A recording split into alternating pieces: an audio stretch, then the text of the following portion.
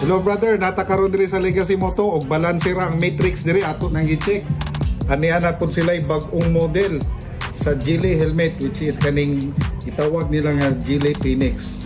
So mo na ang uso karon na helmet kay sa makita ninyo na siya unique na design.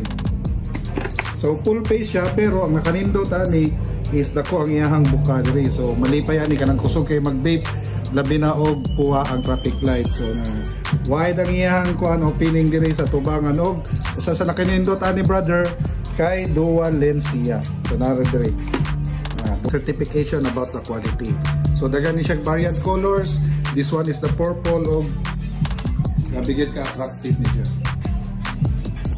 So mapalit rin ninyo diri sa Legacy Moto sa Hernan Cortes Street, Mandawi City. This helmet is only 3,900 pesos. Siyempre, doon na po siya pakapi na extra clear visor kung dili mo ganahan na niya ang lens. Ironman, balancer ang kinabuhi.